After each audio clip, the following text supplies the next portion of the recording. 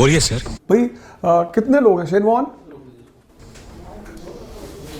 अरे बोलना बुढ़े, बोलती क्यों बंद हो गई?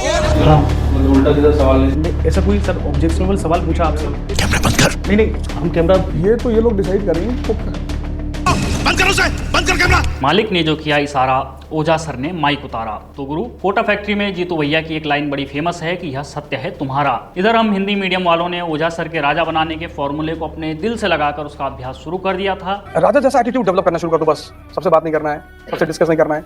और उधर हमारे ओझा सर खुद राजा की गद्दी से उतार दिए गए। जी, अब वो गुलाम बन गए हैं। वो गुलाम बन गए हैं पार्टी लाइन के, वो गुलाम बन गए हैं अरविंद केजरीवाल के।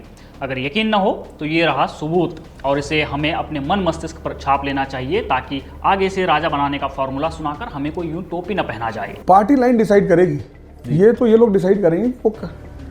ये तो नायक वाली पिक्चर का सीन रिक्रिएट हो गया जिसमें अनिल कपूर अमरीश पुरी का इंटरव्यू ले रहे थे और पीछे से गुस्सैल पांडू ने इंटरव्यू रुकवा दिया। कैसे रुकवाया? आम आदमी पार्टी के पांडू का वीडियो भी देख लो। मैंने बोला था ना, हाँ, मतलब उल्टा सीधा सवाल नहीं करने के लिए।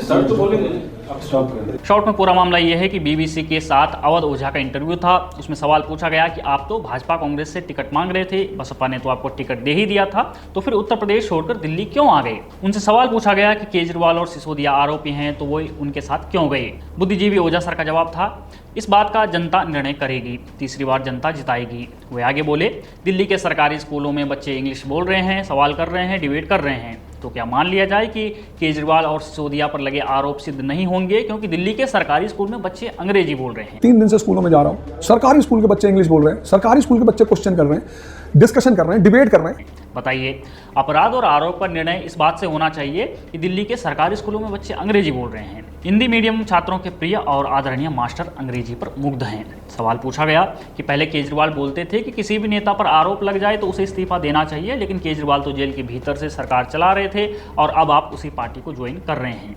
इस सवाल के जवाब में ओझा सर ने राम रावण युद्ध, महाभारत का युद्ध, कर्ण का पहिया जमीन में धंसने से लेकर पत्रकार से यह तक कह डाला कि आपने जो सवाल किया यही सवाल अर्जुन ने श्री कृष्ण से किया था। यही जो बात आपने हमसे कही ना, यही बात अर्जुन ने भगवान कृष्ण से भी कही। जवाब सुनकर राग दरबारी में लिखी श्रीलाल शुक्ल जी की वो बात यहाँ सटीक बैठती है कि भारतीय जन्म से दार्शनिक होता है और बचपन की कुसंगतियों के चलते कवि, पत्रकार, अफसर वगैरह वगैरह हो जाता है, यहाँ तक कि इतिहास का मास्टर भी। इंटरव्यू में हुए सवाल और ओझा सर के जवाब सुनकर उनके इलाके का कोई व्यक्ति यूं कहेगा, ईता उहाल होई कि पूछई भैंस बतावई घोड़ी।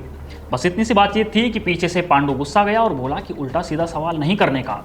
इसके बाद पत्रकार को इंटरव्यू बंद करने को कह दिया गया। फिर तुरंत अवध ओझा ने भी माइक उतार दिया, ये कहते हुए, पार्टी लाइन डिसाइड करेगी। बताइए, इंटेलेक्चुअल बेचारा एक पांडु के डिक्टेट से पसर गया। राजा होने का दावा करने वाले ने अलोकतंत्र के सामने घुटने टेक दिए। अंत में फिर वही बात दोहरा रहा हूँ कि अवध ओझा अब राजा नहीं रहे, अब उनके पाँव में गुलामी की बेड़ियाँ पड़ गई हैं।